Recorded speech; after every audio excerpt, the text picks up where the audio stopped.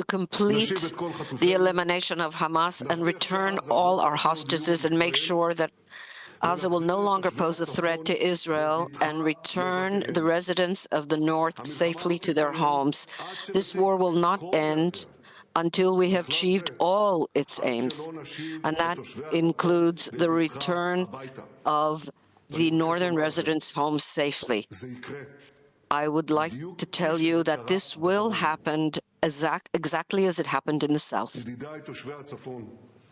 My dear friends, residents of the North, I am proud of you. I am proud of your resilience, and I am completely committed to your safety and security, to the rebuilding of your communities, and to your future.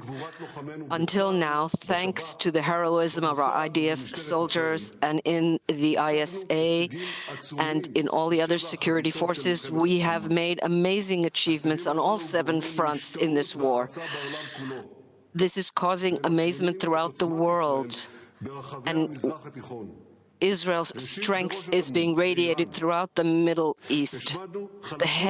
We have just attacked the head of the octopus in Iran. We have destroyed its ability to fire missiles and a significant component of its nuclear program. I am determined to do whatever it takes in order to prevent Iran from achieving nuclear weapons. This threat is always my first priority, and this is even more so today when we hear the repeated declarations of Iran's leaders to arm themselves with nuclear weapons. For me, the removal of that threat is the most important mission and task in order to assure the future and security of the State of Israel.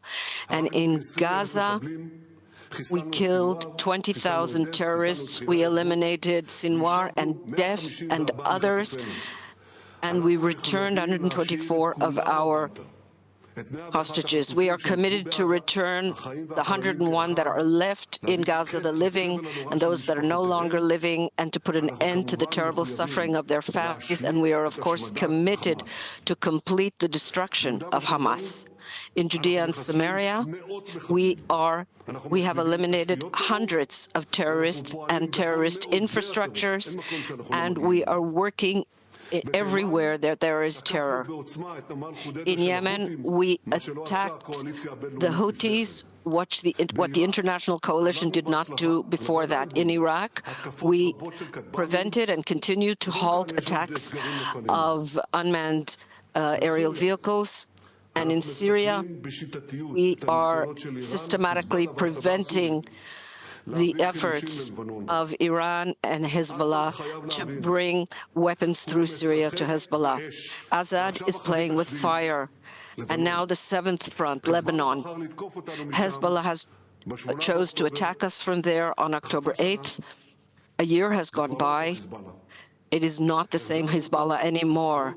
We have moved it back dozens of years. We eliminated Nasrallah and the Axis. We killed all the leaders of the organization. We destroyed most of its rockets and missiles, thousands of terrorists, and the underground infrastructures of terror which were built over many years.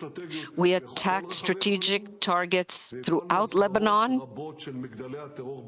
and we destroyed many terror towers in the Dakhya in Beirut. My fellow Israelis, just a few months ago, all this would have sounded like science fiction, but it's not. We did it. And I would like to tell you, at any given moment during this war, I look at all the fronts at the same time. That is what I did when I decided at the beginning of the war to focus on Gaza and not to open a second front in the north with Lebanon. That's what I did a few months ago when the conditions were ripe to fight in the north. And then we targeted Hezbollah. The same was true for the missile attack on Iran when we carefully chose the timing and nature of the attack. And that is what I am doing today to do. I am looking at all the fronts at the same time. I see the big picture, the overall picture, and I am determined to give our heroic soldiers all the means to protect their lives and bring us victory.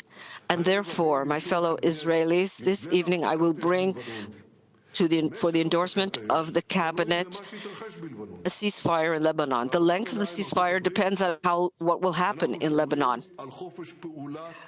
And we will maintain full freedom of movement in military terms. If Hezbollah tries to rearm, we will attack. If it tries to renew terror attacks near the border, we will attack. If it sends terrorists or brings in a truck with missiles, we will attack. I hear the complaints that if we enter a ceasefire, we won't be able to attack or renew the war. I'd like to remind you, this is exactly what was said when we had the ceasefire in Gaza in order to release hostages.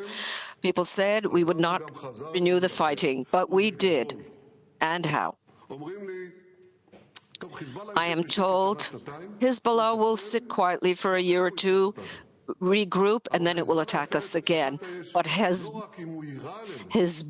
will be violating the ceasefire not only if it fires at us, but also if it just seeks to arm itself to fire in the future. We will respond forcefully to any violation. I know that there are those who don't believe that we will indeed do that, but many did not believe that we would enter with ground forces to Gaza, that we would enter Shifa and Khan Yunis, and we did. They didn't believe that in face of the huge international pressure, we would enter Rafah and the Philadelphia route. We entered and we attacked. And how? There were many who did not believe we would attack in Lebanon, and we attacked there too. And we attacked extremely powerfully and in a sophisticated manner that amazed the whole world. And after all that, perhaps it's time to start believing, to believe our determination, to believe in our path, in our commitment to victory. So why have a ceasefire now? There are three main reasons why. The first, to focus on the Iranian threat. And I will not expand on that. The second reason, to refresh the forces and resupply. And I say it openly, it's no secret. There were delays, serious delays in the supply of weapons and munitions. And that delay will soon be opened up. We will be able to equip ourselves with advanced weaponry that will protect our soldiers and give us additional strength to complete our mission. And a third reason, to disconnect the arena and isolate Hamas. Since the first day, Hamas relied on Hezbollah to be on its side. But when Hezbollah is out of the picture, Hamas remains all alone. And we will increase our pressure, and that will enable us to fulfill the holy mission of releasing the hostages. My fellow Israelis, in the past year, we have turned the tables completely around. We attacked on 7 fronts, and we fought back. We are changing the face of the Middle East.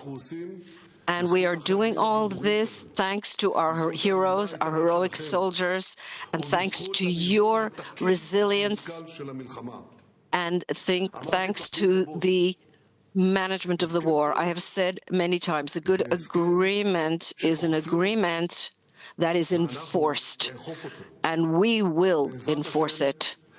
With God's help, we will establish the security, we will make the North flourish again, and we will continue again until victory.